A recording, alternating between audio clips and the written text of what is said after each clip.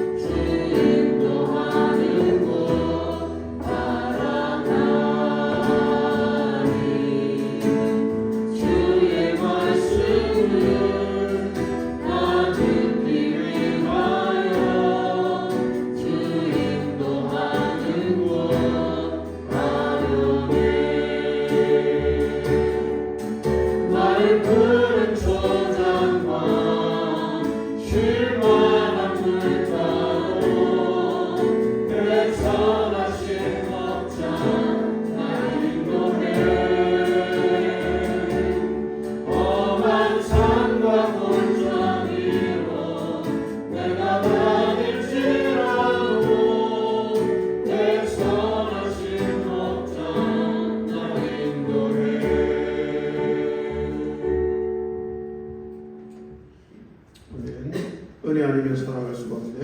함께 찬양합니다.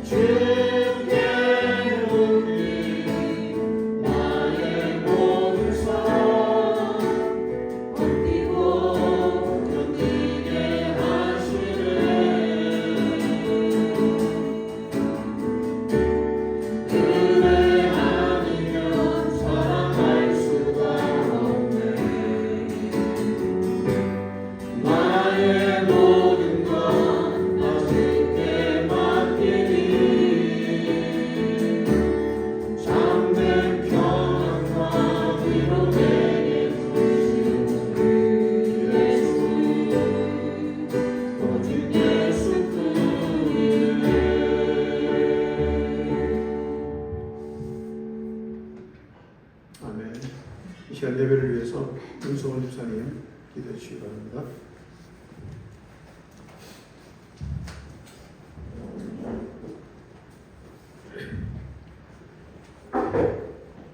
한 주 동안 은혜 중에 지켜주셨다가 귀한 공동체로 모이게 하시니 감사합니다.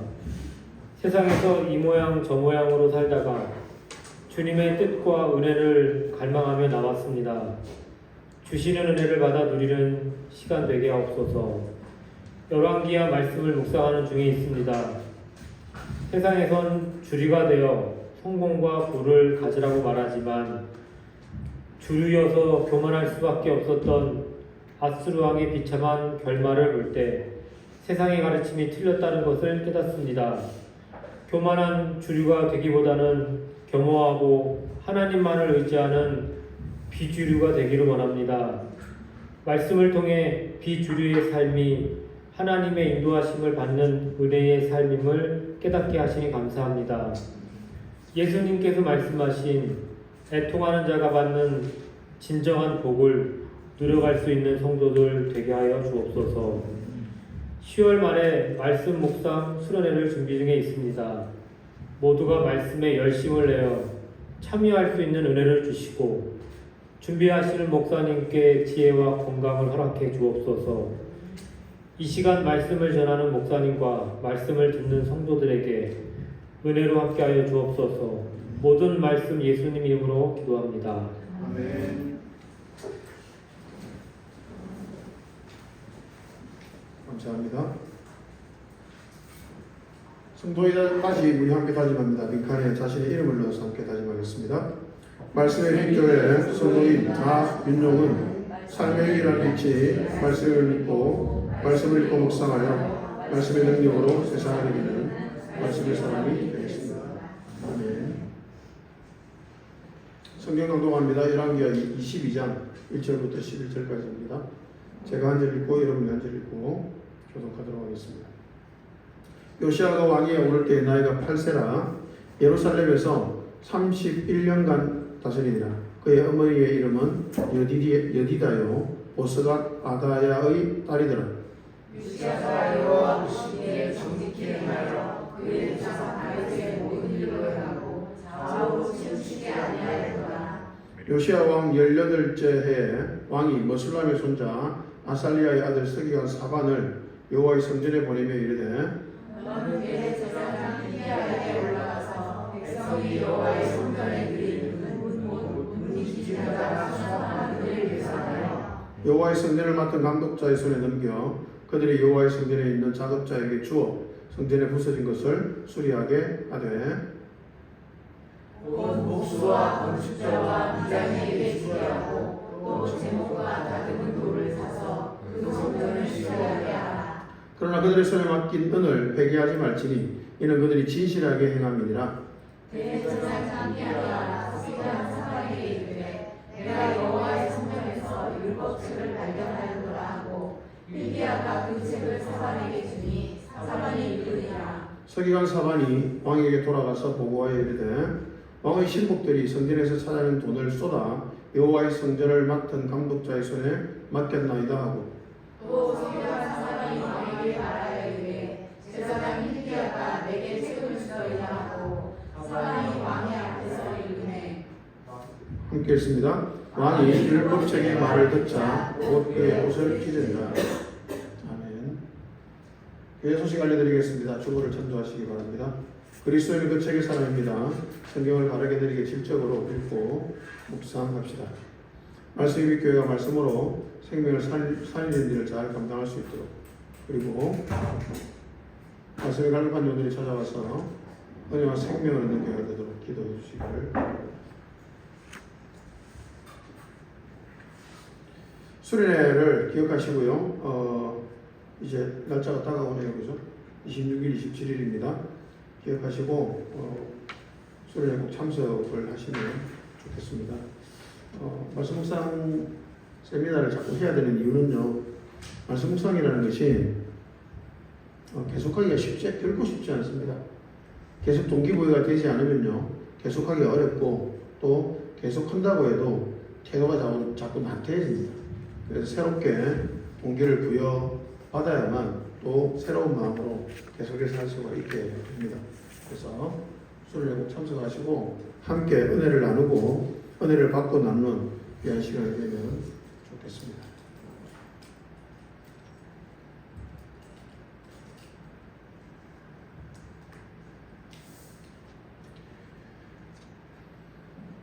설교를 위한 기도 우리 함께 기도합니다. 하나님, 마음의 평안을 전하는 설교자, 담배를 끊으라고 외치는 설교자, 기도하면 더 좋은 직업과 더 멋진 집을 얻을 수 있다고 전하는 설교자가 되지 않게 하소서. 대신 주 우리 하나님의 아름다움을 보고 그것을 전하는 설교자가 되게 하소서. 우리는 선물처럼 너무나보다 말씀하옵소서 주의 종이 듣겠나이다. 말씀하옵소서 주의 종이 듣겠나이다. 예수님 이름으로 기도합니다. 아멘.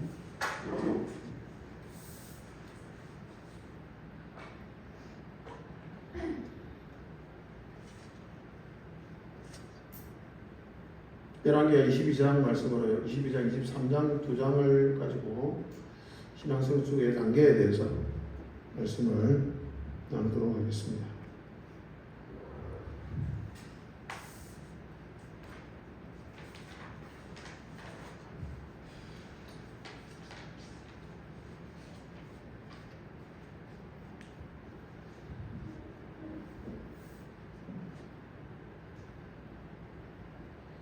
방송이 안 되니까 제가 마음이 불편해가지고 어떻게든 해보려고 하는데 지금 방송이 나오는 것 같은데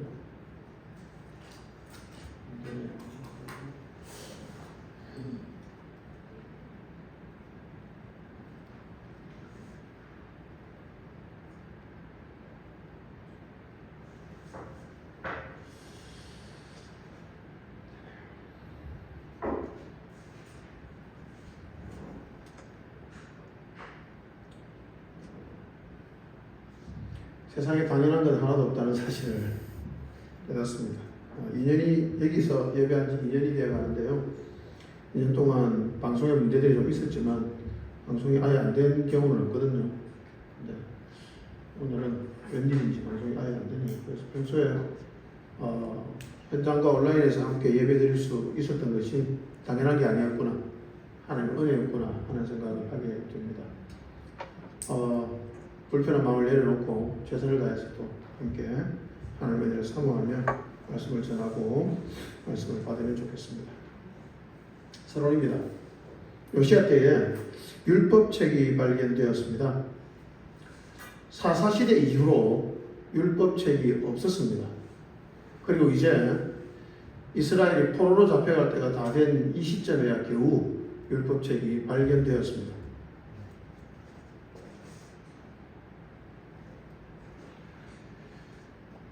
이상하죠, 그죠? 율법책이 없이 이스라엘의 여호와 신앙이 계속 진행되어 온 것입니다. 정말 이상하죠? 율법책이 없는데 어떻게 하나님을 믿었을까요? 여러분, 하나님 눈에 보입니까? 안 보입니까? 안 보이잖아요. 그럼 율법책도 없으면 하나님 눈에 보이지도 않아요. 도대체 뭘 믿었을까요? 그래서 아마 입에서 입으로 전할 수밖에 없었고요, 하나님에 대해서. 그리고 조금 더 긍정적으로 보자면 삶에서 삶으로 전해줄 수밖에 없었을 것 같습니다. 근데 그 결과가 어떻게 되었을까요? 그 결과는요, 요시야의 종교개혁의 모습을 보면 알 수 있습니다. 하나님의 나라인 유다라는 나라 도처에 우상들이 들끓고 있었습니다. 산당이 구석구석 세워져 있었고요. 백성들은 마음껏 우상을 섬기고 산당에서 제사를 지내면서 하나님도 섬기고 있었습니다. 자, 중요한 것은 여러분, 우상을 섬기는 사람들이요, 내가 우상을 섬긴다라고 생각한 게 아니고 나는 하나님을 믿는다고 생각했던 겁니다. 하나님도 믿으면서 우상도 섬겼기 때문에 자신은 하나님을 믿지 않는다는 생각을 하지 않았다는 사실입니다. 물론 그들이 섬긴다고 생각한 그 하나님도 자신들이 듣고 자신들의 머릿속에서 만든 하나님이겠죠, 그죠? 왜냐하면 율법책이 없었으니까요. 자, 그런 상황에서 요시야가 대대적인 종교개혁을 합니다. 종교개혁을 하던 중에 율법책을 발견합니다. 율법책의 내용을 듣고 옷을 찢었다고 합니다. 옷을 찢었다는 것은 마음을 찢는 것을 행동으로 드러낸 것입니다. 유대 사람들은요, 약간 방정맞은 사람들이었습니다.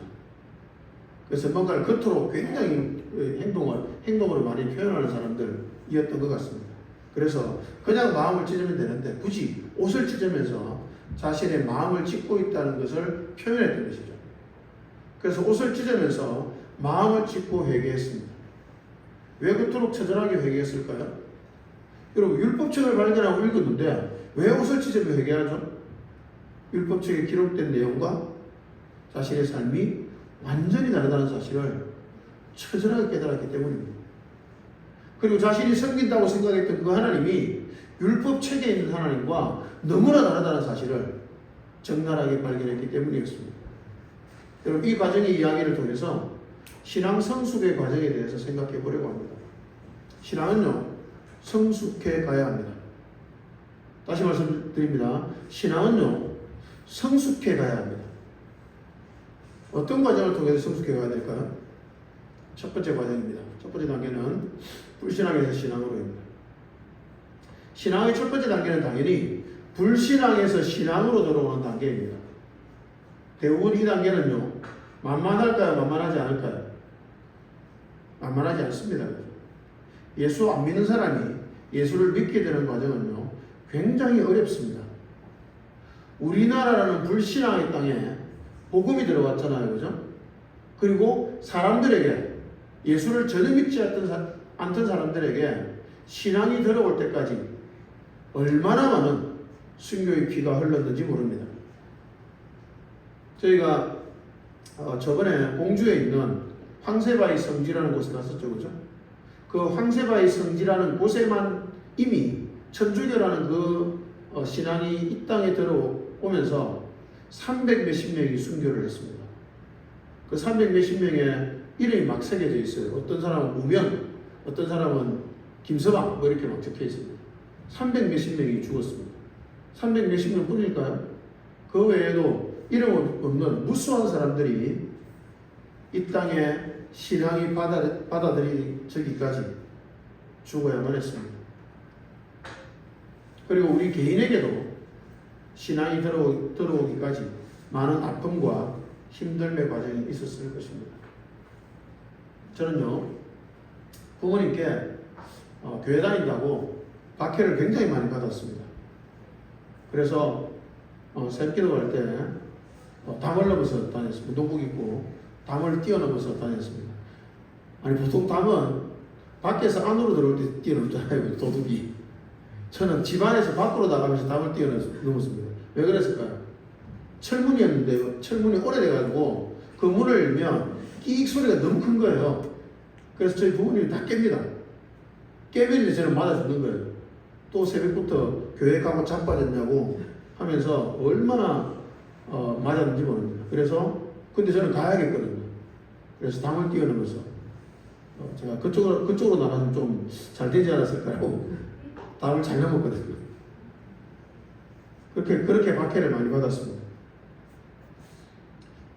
저라는 사람 한 사람에게 신앙이 들어오기까지 그런 굉장히 많은 어려움이 있었던 것입니다. 저희 가정에 신앙이 들어오기까지 굉장히 많은 어려움이 있었다는 거죠. 물론 불신앙에서 신앙의 단계에 진입할 때 쉽게 진입하신 분들도 있을 겁니다. 특히 모태신앙인 분들은 더 그렇겠죠. 그죠? 그러나 여러분, 모태신앙인 분들도 자신만의 신앙을 가지게 될 때 제법 큰 진통을 겪습니다. 심하면 그 진통을 겪다가 신앙을 버리기도 합니다. 그만큼요, 불신앙에서 신앙으로 들어가는 길이 결코 만만치 않습니다. 혹시 신앙으로 들어오는 과정이 쉬웠다면요, 여러분이 신앙의 단계로 진입하도록 하기 위해서 누군가는 해산의 수고를 했다는 사실을 잊지 않아야만 합니다. 저절로 된 것은 없습니다. 당연한 것도 없고요, 저절로 된 것도 없습니다. 누군가는 해산의 수고를 분명히 했을 것입니다. 그럼 제가 예수를 믿게 되기까지 누가 해산의 수고를 했을까를 생각해 보았습니다. 저희 집에 세대를 살던 집이 있었는데요. 그 집 누나가 있었어요. 제가 초등학교 때 고등학생이었던 누나였습니다. 두 명의 자매였는데요. 그 자매에 이끌려서 제가 교회에 다니게 되었습니다. 근데 그 자매 중에 한 분이 안경을 이렇게 동그란 안경을 썼는데요. 그 교회에 갔더니 그 옛날에 풍금이죠, 풍금. 오르간, 올개를 치더라고요, 그분이. 근데 올개를 이렇게 딱 뚜껑을 열면 요만큼 딱 가려서 요만큼만 딱 보여요. 요만큼. 그럼 이제 원동문이에요, 완전. 원동문 아세요? 원동문과 완전 닮아서 와, 너무 신기하다, 원동문 닮았다 이러면서 그 누나를 열심히 봤던 기억이 있습니다.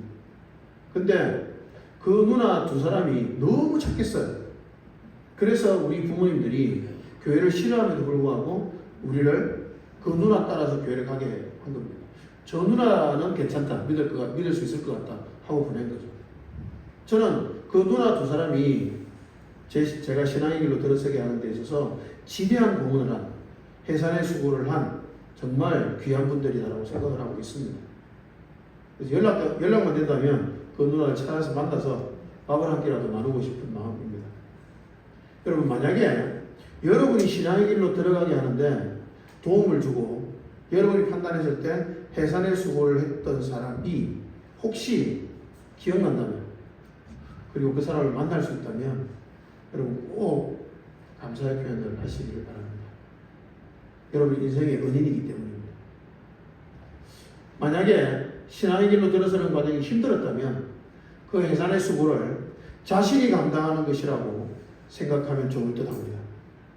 누구든 어느 사회든 불신앙에서 신앙의 과정으로 들어가려면 본인이든 타인이든 누군가가 해산의 수고를 반드시 해야 한다는 사실을 기억해야만 합니다. 불신앙에서 신앙으로 진입하는 이 단계는 참으로 어려운 단계입니다. 왜 어려울까요? 공중권세 잡은 자가 방해하기 때문입니다. 지금도 여전히 불신앙에서 신앙으로 넘어오는 단계는 어렵습니다. 그래서 어떻게 해야 될까요? 믿음을 가진 우리가 해산의 수고를 해야 합니다. 여러분 명심하시기를 바랍니다. 누군가를 불신앙에서 신앙의 길로 인도하고 싶다면 해산의 수고를 해야 합니다. 제가 우리 아들들이 교회를 안 다니고 있잖아요. 이 아들들을, 목사 아들들이 교회를 안 다녀요. 어디 가서 나 부끄러워서 이야기하기 어렵습니다. 근데 제가 이 아들들이 교회를 다니게 하기 위해서 뭔가 열심히 하지는 않습니다. 근데 이 아이들이 예수를 제대로 믿게 되는 것에 대한 갈망은 늘 마음속에 갖고 있습니다. 그래서 무엇을 할까요, 제가? 해산의 수고를 합니다. 그 해산의 수고가 뭘까요? 그 아이들을 위해서 기도하고요, 눈물로 기도하고, 무엇보다 그 아이들에게 인격적인 대우를 하는 거예요. 그 아이들을 존중하고, 그 아이들을 사랑하고, 지지해주고, 인정해주고, 믿어주고, 그렇게 하면서 그렇게 한다는 것을 계속해서 표현해 줍니다. 그게 저는 해산의 수고라고 생각을 합니다. 저희 집에 세대로 살았던 그 누나 두 사람이 그렇게 자신을 희생하는 모습으로 착한 모습을 보여주면서 저를 위해서 해산의 수고를 감당했던 것처럼 저도 자식들을 위해서 그렇게 해야 된다고 생각을 하고 있고요. 또 믿지 않는 누군가를 믿게 하려면 우리는 반드시 해산의 수고를 감당해야만 할 것입니다. 여러분, 한 사람에게 생명의 역사가 시작되게 하기 위해서는요, 그것은 생명의 탄생과 같거든요. 생명이 탄생하려면 반드시 해산의 수고가 있어야 됩니다. 그러니 불신앙에서 신앙으로 넘어오는 단계에서 우리 자신도 누군가의 해산의 수고를 통해서 믿음의 길로 들어온 것이고, 또 누군가를 믿음의 길로 들어가게 하고 싶다면 해산의 수고가 필요하다는 사실을 꼭 기억하시고, 누군가에게 복음을 전하고 기도하고 섬겨주는 해산의 수고를 겸손하게 감당하시면 좋겠습니다. 여러분, 불신앙에서 신앙으로 넘어온 단계에는 한 가지가 꼭 필요합니다. 해산의 수고입니다. 본인의 해산의 수고와 함께 주변 성도들의 해산의 수고가 꼭 필요합니다. 우리 자신이 예수를 믿게 되기 위해 누군가의 해산의 수고가 있었음을 기억하고, 이제 저와 여러분 자신이 누군가를 위해 그 해산의 수고를 감당할 수 있게 되기를 축복합니다. 다음 단계는 율법주의입니다.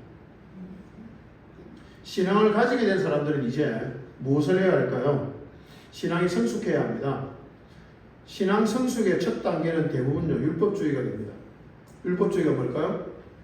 이것을 해야 한다, 저것을 해야 한다, 이건 하지 말아야 하고 저것도 하지 말아야 한다 하는 당위성으로 신앙생활을 하는 단계입니다.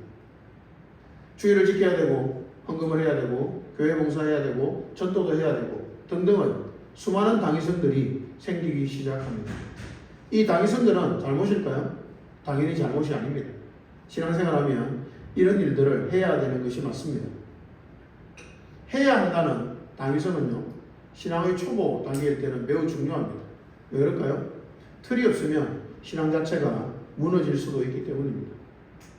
저는요, 그리스도인은 주의를 지켜야 되고, 헌금을 해야 되고, 교회 봉사도 해야 한다고 생각합니다. 그건 기본입니다.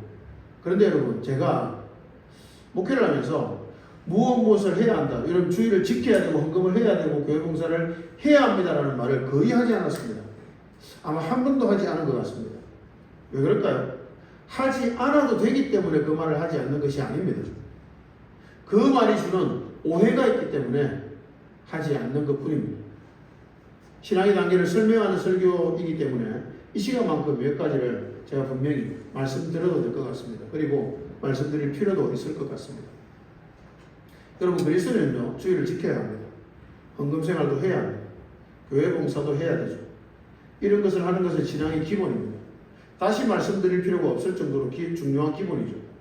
신앙생활을 처음 하게 된다면 이 기본부터 분명히 배워야 합니다. 그래서 해야 할 것과 하지 말아야 할 것을 알아가는 단계가 신앙의 첫 단계라고 말할 수 있습니다.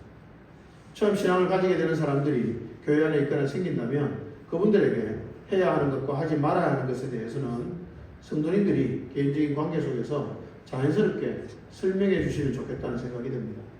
필요에 따라서는 목사님 제가 가르치기도 하겠지만 입장이 같은 옆에 성도가 설명해 주는 것이 받아들이기가 쉬울 것이라고 생각이 됩니다. 당위성의 건강한 신앙생활이 완벽하고 건강한 신앙생활은 아닙니다. 그러나 신앙이 성숙해 가는 과정에서 꼭 필요한 단계이기도 합니다. 당위성 자체가 아예 없다면 내면의 신앙의 가치가 자리 잡을 기회가 별로 없어지게 되고요. 신앙의 가치가 자리 잡기도 전에 신앙을 잃어버릴 수도 있기 때문에 신앙생활하면서 마땅히 해야 할 것들을 알고 당위성의 근거에서라도 하는 과정이 꼭 필요하다는 사실을 놓치지 않으시기를 축복합니다. 네 번째, 율법주의의 한계입니다. 그런데 문제가 있습니다. 율법주의적 신앙생활, 즉 당위성에 근거한 신앙생활을 하는 것으로 신앙의 단계가 끝이라고 생각하는 문제입니다. 당위성에 근거해서 이런 것들만 잘하면 신앙생활 잘하는 것이야 라고 생각하는 것이 신앙생활에서 매우 위험합니다. 그런데 안타깝게도 너무나 많은 기독교인들이 그렇게 생각하고 있는 것 같습니다. 한 가지 일화를 말씀드리겠습니다. 묵상에도 썼던 일화입니다. 부산에서 경기도로 이사를 한 후에 부산에 다녔던 교회에서요, 함께 고등부 교사를 했던 집사님을 만난 적이 있습니다. 굉장히 성실한 분이셔서 맡은 일이 있으면 책임감 있게 잘하시는 분이었습니다. 그분도 서울로 이사를 하셔서 새로운 교회에 다니고 계신다고 하셨습니다. 그분이 고등부 교사를 하면서 토요일이면 공과를 열심히 준비해서 주일에 고등부를 섬겼고 낮예배 드리고 11조 빠지지 않고 했으며 여전대 회원으로서 제법 성실하게 의무를 감당했고 수요예배와 금요예배도 잘 참석했다고 합니다. 고등부 예배 시간에 늦은 적이 없는데 다른 선생님들은 지각을 많이 하시더랍니다. 그리고 예배 시간에 공과를 슬쩍 읽고는 예배 후에 공과 내용을 학생들에게 가르치는 모습을 자주 보았다고 합니다. 그 모습을 보면서 집사님도 마음이 조금 더 선해져서 주일 아침에 공과를 공부하게 되는 게으름을 피웠다고 하셨습니다. 그러면서 그 집사님이 마음에 점점 고민이 생겼다고 했습니다. 마음이 공허하고 의미를 찾을 수 없어서 괴롭다고 말씀하셨죠. 그래서 고등부 담당 목사님께 물었다고 합니다. 목사님, 제가 나름 열심히 신앙생활하고 있긴 한데 마음이 공허합니다. 무엇을 더 해야 할까요? 이렇게 물었다고 합니다. 그 목사님이 이렇게 대답했다고 하시는데 저는 그 목사님 대답을 전해 듣고 충격을 받았던 기억이 납니다. 그 목사님 대답은요, 집사님처럼 완벽한 신앙인은 별로 없을 겁니다. 주일 예배 잘 드리고 고등부 교사로서 봉사도 성실하게 감당하시고 주중 예배도 잘 참석하시고 11조도 잘하고 계시지 않습니까? 무엇 하나 부족한 것이 없는 훌륭하고 완벽한 신앙생활을 하고 계십니다. 걱정하지 마시고 마음 편하게 먹으세요. 그리고 앞으로도 지금처럼만 하시면 됩니다. 라고 그 목사님이 대답을 하셨다고 합니다. 여러분, 목사라는 사람이 신앙에 대해서 외적인 것만 본다는 사실이 저는 충격이었습니다. 그때 신학 공부를 제가 막 시작하고 있을 때였는데 정말 그렇게 말했을까라고 의심이 들 만큼 그게 목사가 하는 말이 맞을까 라는 생각이 들 만큼 충격이었습니다. 그런데 그 과정에서 한 가지 더 충격받은 사실도 있습니다. 그 집사님이 자신의 마음의 공허를 해결하기 위해서 생각해낸 것이 뭐죠? 무엇을 더 해야 합니까? 였습니다. 눈에 보이는 뭔가를 열심히 신앙생활, 종교활동을 열심히 한 거죠. 근데 눈에 보이는 종교활동을 조금 더 해야만 이 마음의 공허가 사라질 거라고 생각했다는 사실이 충격이었습니다.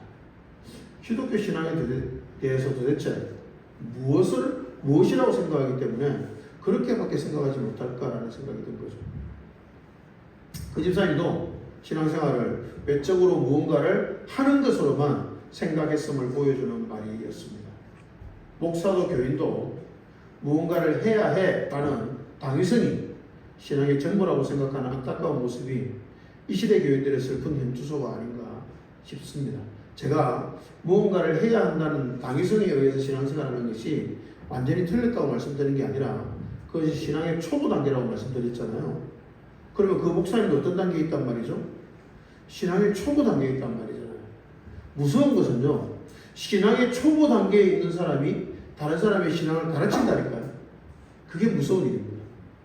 그러니 그 초보 단계에서 넘어서는 사람이 거의 없다는 말이에요. 그 신앙의 초보 단계가 신앙의 전부라고 착각하면서 산다니까요. 대부분의 신앙인들. 기본적인 당위성만 잘 지키면 신앙이 완벽하다고 생각하는 것은 심각한 문제가 있습니다. 그건 완벽한 신앙이 아니라 기본적인 신앙의 수준이기 때문입니다. 요시야 왕이 등장합니다. 그는 보기 드문 신실한 왕이었습니다. 하나님 앞에서 정직한 왕이었다고 성경이 기록하고 있습니다. 하나님 앞에서 바르게 살고 싶어 했습니다. 근데 그가 한 일이 무엇이었죠? 22장 5절 함께 읽습니다. 주님의 성전공사 감독관들에게 맡겨 일하는 인부들에게 불사로 주어 주님의 성전의 화성의 것을 수리하게 하시오. 요시야 왕은요, 하나님 앞에 바르게 살기 위해서 뭘 했냐면 성전을 수리하게 했습니다. 성전이 흐름해졌던 것 같습니다. 역대 왕들이 성전을 그리 중요하게 생각하지 않은 듯합니다. 하나님 앞에서 정직하고 바르게 살려고 생각하고요, 무엇을 해야 하나 살펴보니 허름한 성전이 눈에 들어왔겠죠. 그래서 성전을 수리합니다. 여러분, 나쁜 일입니까? 나쁘지 않습니다. 당연히. 요시야는 하나님을 사랑하는 열심으로 성전을 수리했습니다.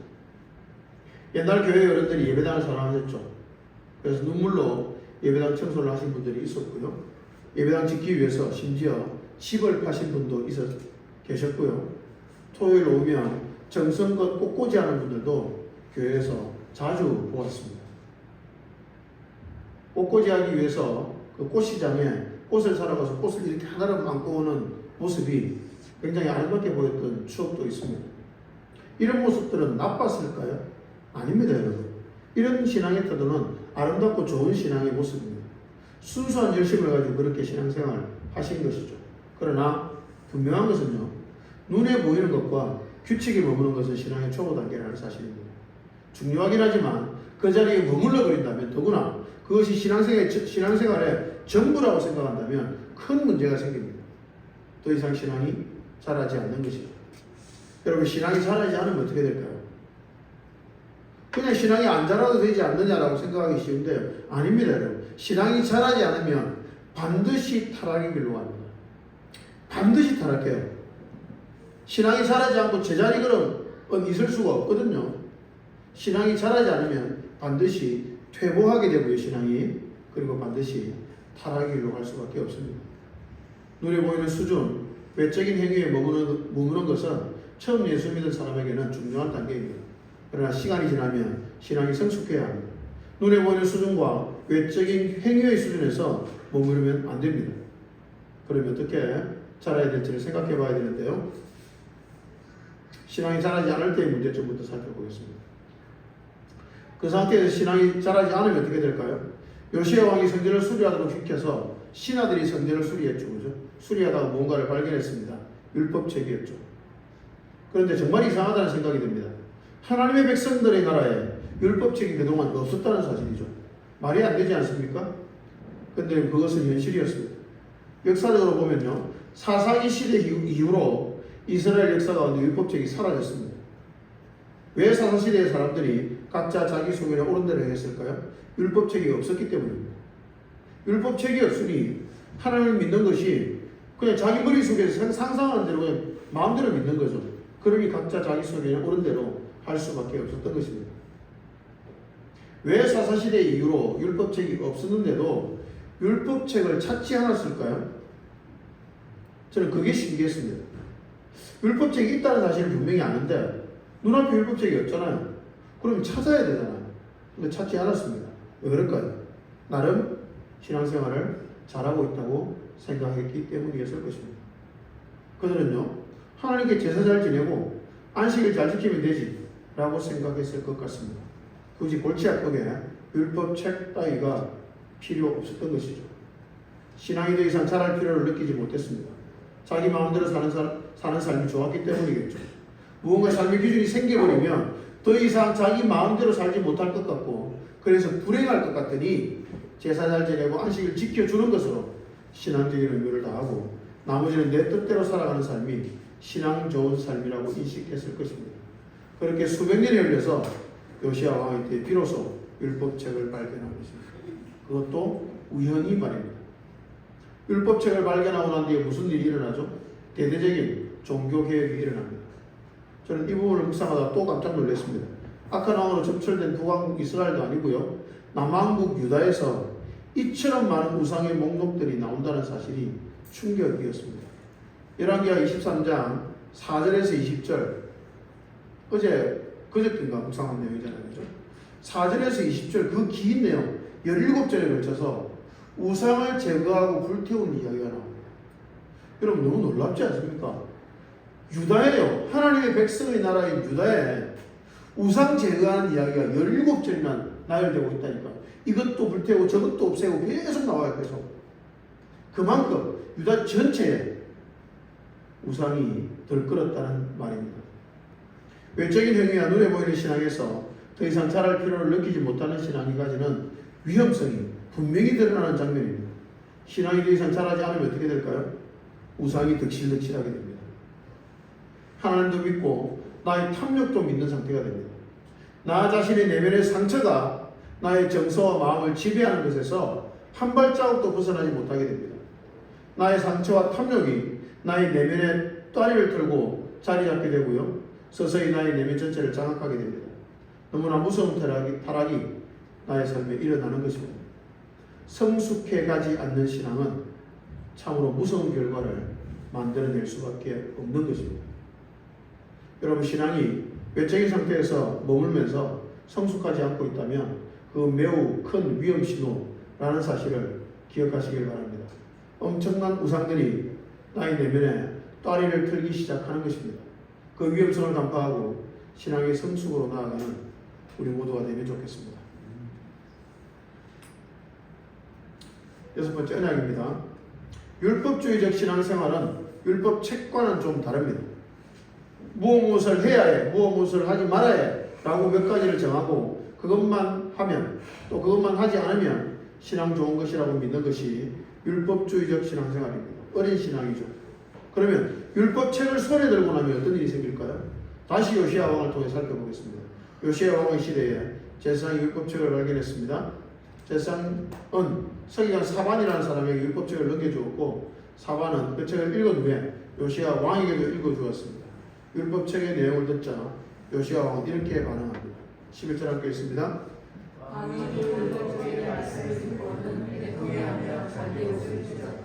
율법책의 말씀을 듣고 요시야 왕이 옷을 찢으며 회개했습니다. 율법주의 신앙생활을 하면 자신의 죄를 깨닫기가 어렵습니다. 왜 그럴까요? 여러분, 율법주의적 신앙생활은 뭔가를 해야 돼, 뭔가를 하지 말아야 되잖아요. 그러면 자기가 뭔가를 하고 있으면 잘한다는 생각이 들겠죠. 그죠? 하지 말아야 될 것을 안 하고 있으면 또 잘한다고 생각이 들겠죠. 그죠? 근데 누군가 다른 사람을 봤는데 뭔가를 해야 되라고 반드시 내가 알고 있는 그것을 그 사람은 하지 않고 있어요. 어떤 생각이 들겠죠? 저 인간 진짜 안 되겠네라는 생각이 들겠죠. 하지 말아야 될 것을 하고 있는 사람을 봅니다. 그럼 어떤 생각이 들겠죠? 저 인간 정말 쓰레기 같은 인간이네 라는 생각이 들겠죠. 다시 말하면 나는 잘하고 있고 남은 못하고 있다고 끊임없이 생각이 듭니다. 그게 율법주의적 신앙생활의 특징입니다. 그래서 율법주의자는 남을 비판하고 정죄하는 게 너무나 당연하게 됩니다. 나는 힘들게 주의를 지키는데 저 사람은 주의를 제대로 안 지키네 라는 생각이 들면서 상대를 정죄하게 되죠. 근데 율법책을 들고 읽기 시작하면 달라집니다. 율법책의 내용이 마음을 파고들기 시작하면 남이 아니라 나 자신의 죄와 교만이 깨달아집니다. 그리고 마음을 찢는 참된 회개를 하게 되죠. 그래서 율법책을 읽었을 때 요시야 왕이 옷을 찢으면서 회개를 하게 된 것입니다. 제가 왜 성경을 스스로 읽는 것을 이토록 강조할까요?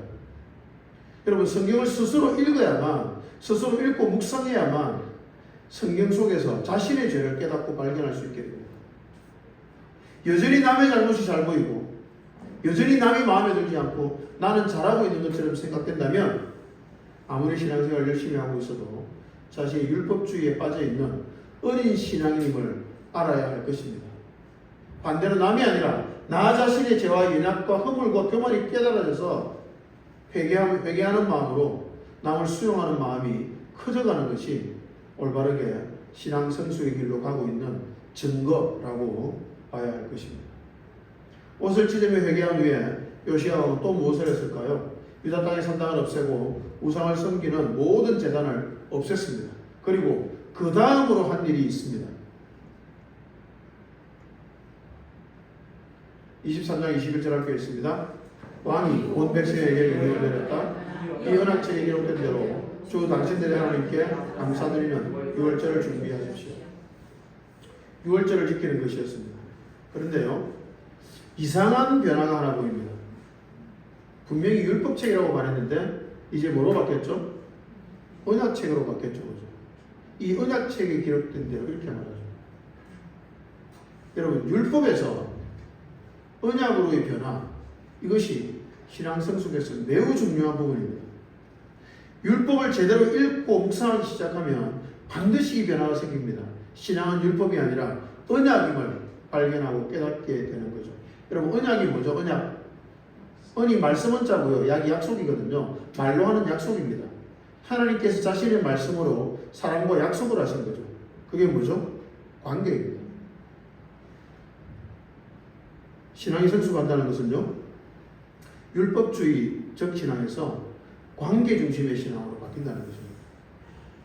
처음에 신앙은요, 무언가를 지키는 것이라고 인식이 됩니다. 그래서 주일을 지키고 11조를 지키고 교회 봉사를 지켜서 하게 되죠.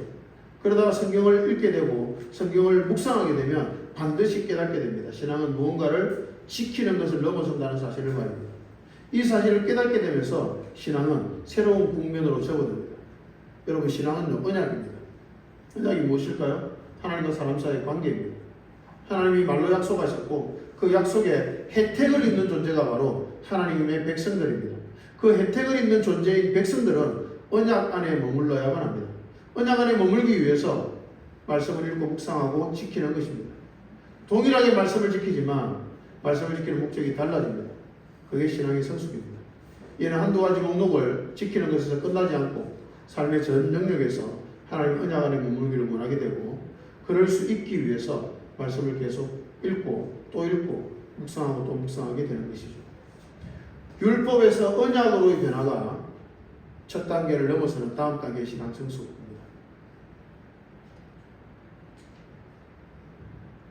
자, 그 다음 성숙이 있습니다. 세연입니다.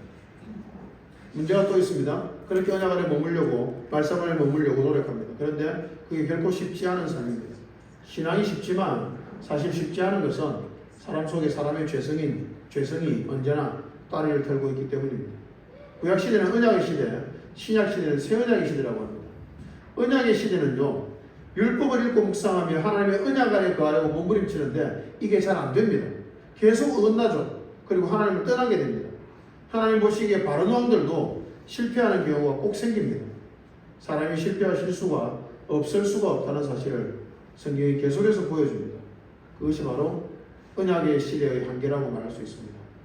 그래서 율법의 목적이 뭐냐면 죄가 드러나는 것이라고 말합니다. 여러분, 율법은요, 아무리 읽고 묵상해도 자신의 죄가 드러나서 깨달아지고 옷을 찢고 회개하는 것, 그 선 이상을 넘어가기 어렵습니다. 죄를 죄로 인식하는 것이 바로 율법의 목적이라는 말입니다. 그래서 율법 시대가 끝나고 예수님이 오셔서 십자가를 지시고 죽으셨습니다. 율법의 목적에 따라 자신의 죄인됨에 깊이 절망하던 사람들은 예수님의 십자가와 부활을 받아들이고 새 생명을 얻게 되는 것이 복음입니다. 여러분, 그런데요, 신약 시대는 새 언약의 시대라고 말합니다. 근데 새 언약이 뭐죠? 예레미야가 이 새 언약에 대해서 미리 예언을 했습니다. 함께 있습니다. 여호와의 말씀이니라. 보라, 아니 이르니 내가 이스라엘 집과 유다 집에 새 언약을 맺으리라. 이 언약은 내가 그들의 조상들의 손을 잡고 애굽 땅에서 인도하여 낸 날에 맺은 것과 같이 아니할 것은 내가 그들의 남편이 되었어도 그들이 내 언약을 깨뜨렸습니다. 여호와의 말씀입니다. 그러나 그날 후에 내가 이스라엘 집과 맺은 언약은 이러하니 곧 내가 나의 법을 그들의 속에 두며 그들의 마음에 기록하여 나는 그들의 하나님이 되고 그들은 내 백성이 될 것이라. 여호와의 말씀입니다. 제가 이 구절을 묵상하면서 굉장히 많이 울었던 기억이 납니다. 정말 엉엉 울었던 기억이 납니다.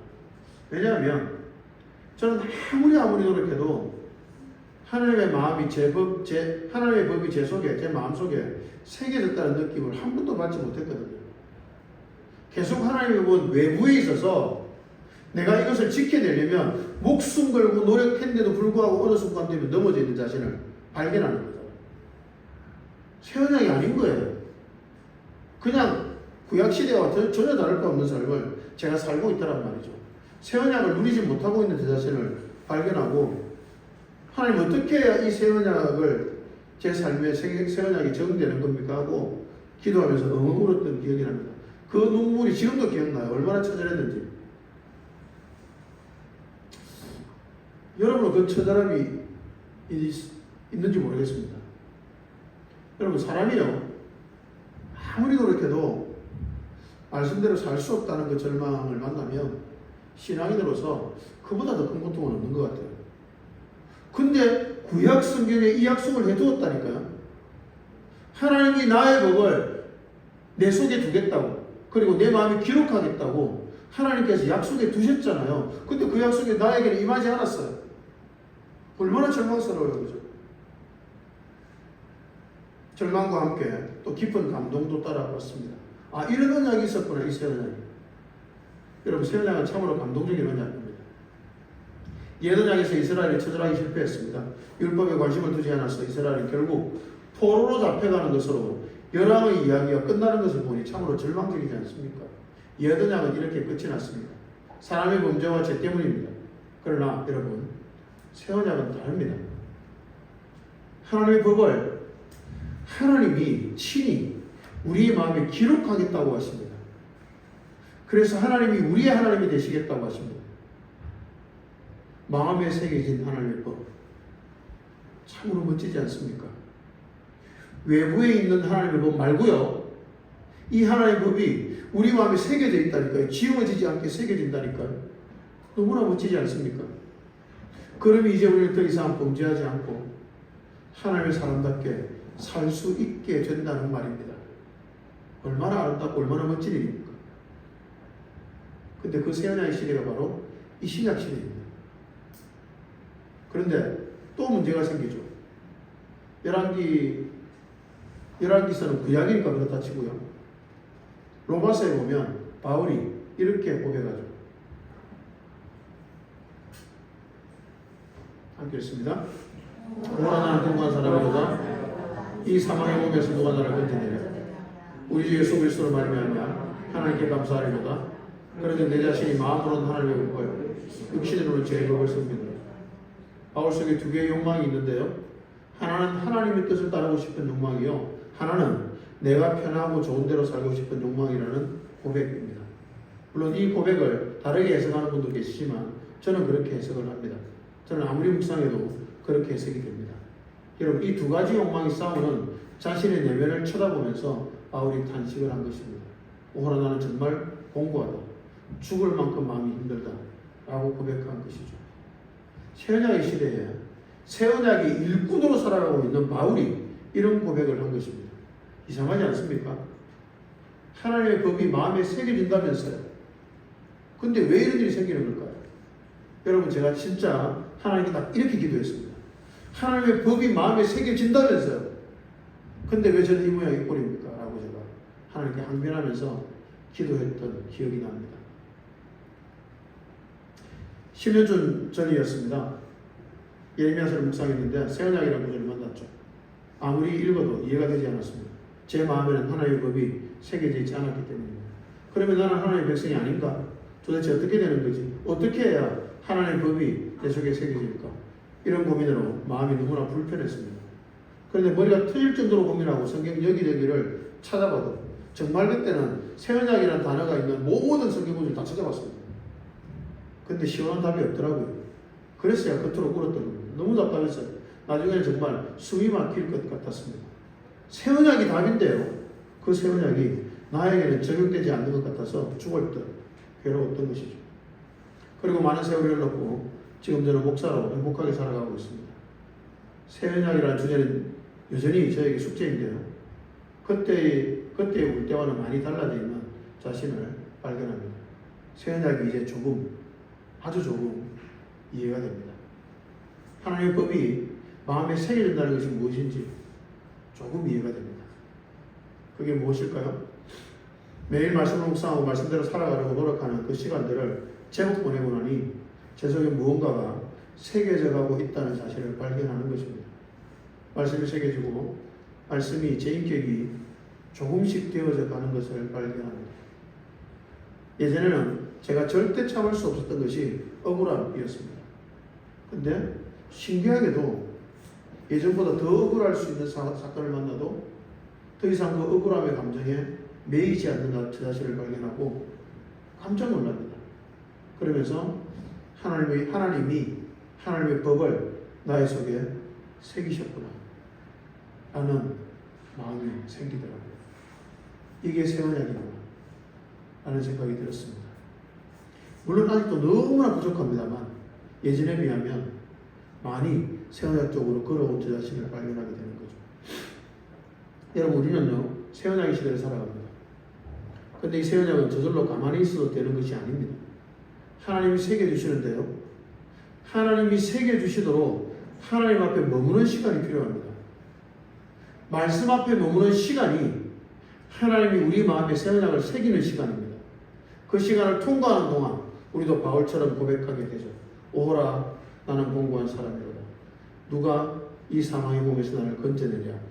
라는 고통스러운 고백을 말합니다. 여러분, 제가 요즘 탁구를 계속 치고 있는데요. 탁구를 치면 절망과 기쁨을 늘 반복합니다. 계속. 어떨 때는 배웠던 이 탁구 자세가 나와서 멋지게 드라이브가 들어갑니다. 근데 어떨 때는 안 들어가요.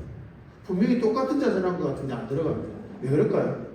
드라이브 자세가 제 몸에 안 새겨져서 그래요. 새겨지지 않는 거예요. 제가 머릿속으로 의식을 해서 뭔가 이걸 라켓 각도를 조금 더 세우고 어떻게 하고 이렇게 해서 정말 우연히 하나 들어가요. 근데 많은 경우에 들어가지 않습니다. 왜요? 제 몸에 새겨지지 않거든요. 근데 선수들이 치는 걸 보면 너무 쉽게 드라이브가 들어가요. 왜 그럴까요? 몸에 새겨졌거든요. 우리 마음에 하나님의 법이 새겨진다는 것도 그것과 비슷합니다. 계속 같은 것을 반복하고 또 반복하다 보면 조금씩 새겨지는 거지, 어느 순간 갑자기 새겨져서 내가 완전히 다른 사람이었다 이런 건 없습니다. 많은 시간이 필요하고 많은 경험이 필요하고 많은 노력이 필요하고 많은 실패의 과정도 필요하고 바울과 같이 오라는 공고한 사람이라는 그 고백을 많은 시간 해야만 조금씩 하나님의 법이 우리 속에 새겨지는 것입니다. 여러분, 바른 신앙의 길을 걸어가는 그리스도인이라면 누구나 이 고백을 통과해야 합니다. 그리고 제법 오랫동안 이 고백 안에 머물러야 합니다. 오라, 나는 공고한 사람이로다. 이 사망의 몸에서 누가 나를 건져내랴 하는 고백 말입니다. 절망스러울 정도로 깊이 자신의 죄성을 봐야 합니다. 그리고 그 모든 순간에 꼭 해야 하는 것이 있습니다. 말씀 안에 거하는 것입니다. 말씀을 읽고 생각하고 묵상하면서 성경의 이야기들이 마치 현실인 것처럼 고민하고 기뻐하고 슬퍼하는 시간을 보내야 합니다. 그렇게 말씀과 함께 뒹구는 시간들이 하나님과 함께 뒹구는 시간이요, 새 언약이 마음에 새겨지는 시간 될 겁니다. 우리는 지금 그 시간들을 보내고 있습니다. 우리가 지금 말씀 안에 거하려고 최선의 노력을 다하는 시간들을 보내고 있으니 이 시간들을 통하여 하나님의 언약이 우리 마음속에 새겨지고 있는 것입니다. 이 시간들을 제법 오래 보내고 나면 예전과 많이 달라진 우리 자신을 발견하게 될 것입니다. 예전에 즐겁던 제약들이 더 이상 즐겁지 않게 되고요, 예전에 재미없던 경건과 하나님의 이야기가 너무나 재미있게 될 것입니다. 새 언약이 우리에게 적용되는 가장 분명한 방법은 말씀을 읽고 묵상하고 말씀의 내용과 함께 뒹구는 것이다 라는 사실을 꼭 기억하시면 좋겠습니다. 결론을 내리겠습니다. 신앙생수고 말씀과 관계 있습니다. 율법을 잃은 유다는 엉망이 되었습니다. 우상으로 들끓는 곳이 되고 말았죠. 율법을 찾았더니 언약 책임을 알게 되었고 언약의 말씀을 붙들고 요시야 왕은 종교개혁을 단행할 수 있었습니다. 우리는 새 언약의 백성들입니다. 언약책이 아니라 새 언약의 책을 우리가 들고 있는 것입니다. 그런데 이 책은 읽고 묵상해야만 의미가 있습니다. 무수한 사람들이 이 성경을 들고 있지만 결코 읽지도 않고 묵상하지도 않고 생각하지도 않고 성경의 내용과 함께 실험하며 뒹구는 일은 더더구나 하지 않는 시대입니다. 이래서는 새 언약의 백성일 수가 없습니다. 말씀을 읽고 묵상하고 말씀의 내용으로 생각하고 말씀의 내용으로 실험하고 뒹구는 삶을 매일 살아가는 우리, 그래서 하나님의 언약이 마음 깊이 새겨져서 새 언약의 백성으로 하나님을 기쁨으로 찬양하는 우리가 되기를 주님 이름으로 축복합니다. 아멘. 찬양하겠습니다. 내 삶에 들어온 주님의 말씀.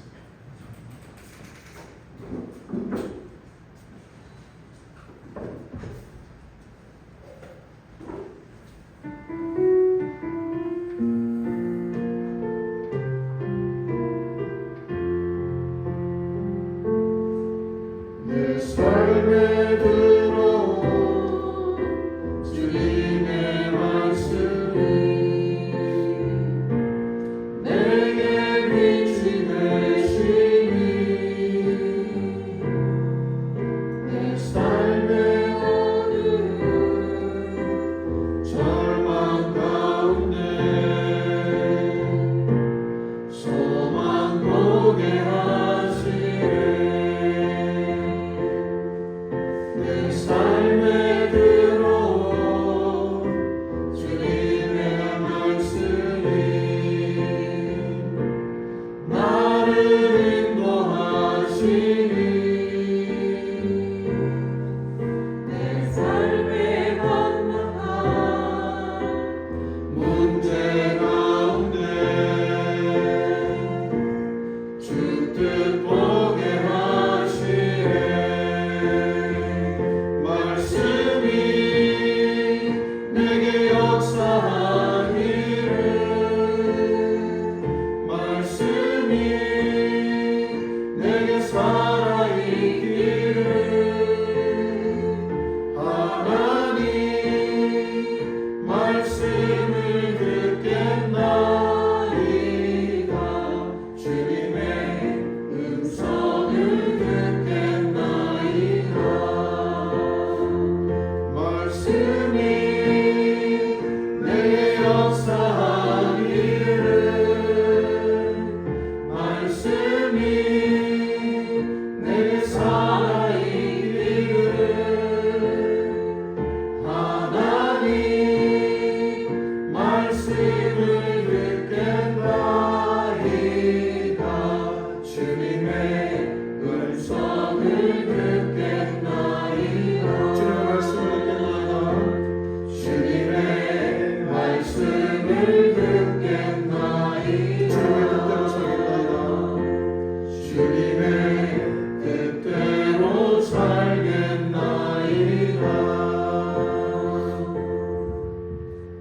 아멘.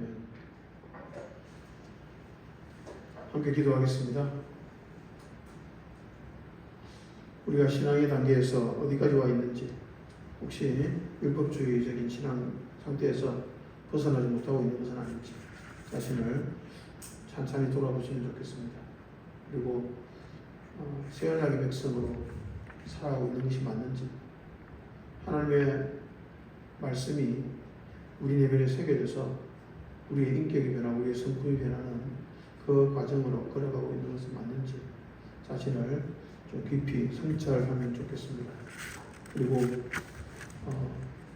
사도 바울과 같이 육신의 소욕과 성령의 소욕의 갈등을 우리 속에서 느끼고 오호라나는 공고한 사람이로다. 이 사망의 몸에서 누가 나를 건져내랴 하는 그 깊은 고백이 우리 속에서 얼마나 있었는지 자신을 돌아보고 하나님 앞에서 그 신앙 이 성숙해가는 참된 길로 걸어갈 수 있도록 우리 다 같이 한 목소리로 기도하겠습니다. 하나님 아버지 감사합니다. 예를 통해서 우리에게 은혜 주시고 말씀 주셔서 감사합니다. 되지 않았고 여러 가지 불편함이 있지만 그럼에도 불구하고 예배 시간에 여전히 손을 모으고 하나님 이 예배를 통해서 전하는 말씀이 한 사람 한 사람의 심령에 깊이 자리하게 되시고 또 녹음을 통해 설교를 들을 성도님들 마음 가운데도 깊이 새겨져서 참된 신앙생수의 길로 걸어가는 가기를 결단하고 소망하며 갈망하는 마음 될 수 있도록 주여 도와주시기를 간절합니다. 말씀과 함께하지 않으면 헛된 욕망의 삶이 살아가면서 우상이 들끓는 마음 될 수밖에 없다. 말씀을 손에서 잡고 영상이 멈추지 않고 우리 모두가 되게 하여 주옵소서. 그래서 말씀의 능력이 우리들을 깨닫게 하고 하나님 우리가 오라는 공간에 살아있는 누가 이 사망의 문제를 건져내냐 하고 단식하고 고백하는 우리 삶이 되게 하시고 그래서 말씀이 우리 마음에 새겨지고 신앙과 인격의 산소가 되는 수 있도록 주여 도와주옵소서. 그리고 우리 함께 들어가기를 원합니다. 서로 격려하며 걸어가기를 원합니다. 주님 도와주셔서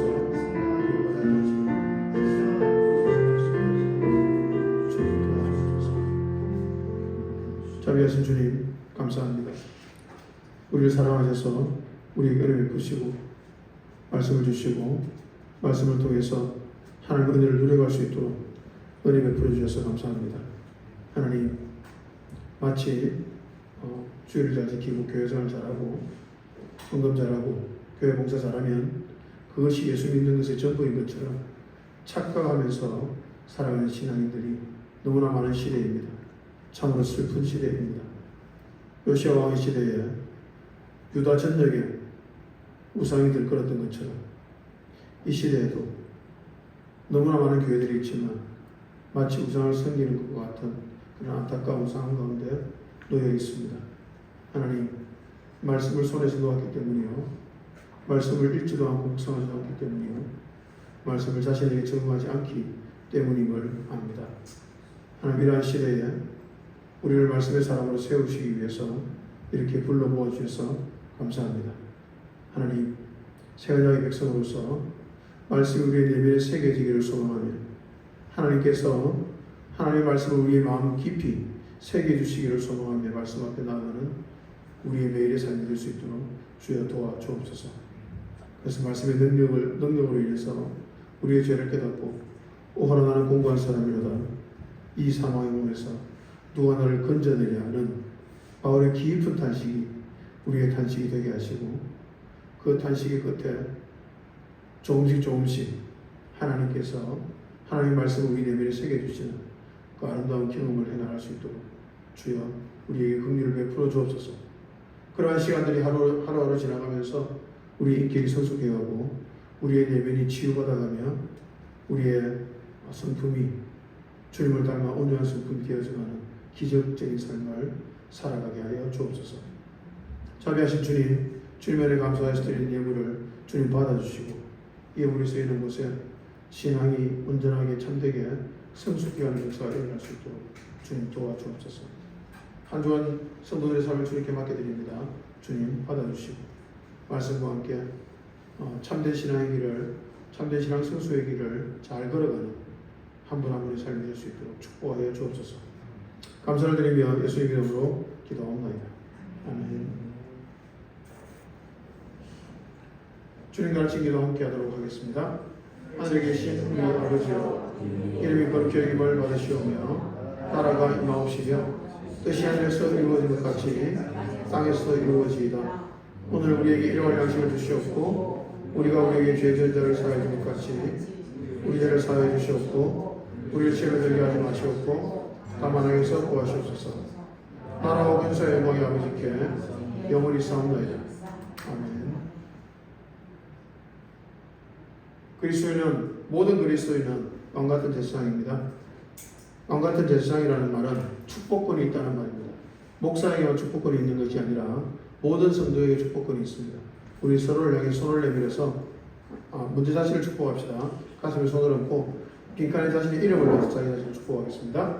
여호와는 윤종에게 복을 주시고 윤종을 지키시기를 원하며 여호와는 그 얼굴을 윤종에게 주시사 은혜를 주시기를 원하며 여호와는 그 얼굴을 윤종에게 향하여 두사 행복해 주시기를 바랍니다. 아멘. 서로를 축복합니다. 주 예수 그리스도의 은혜와 하나님의 사랑과 성령의 사랑이 우리 모두와 함께하기를. 아멘. 감사합니다. 예배를 드렸습니다.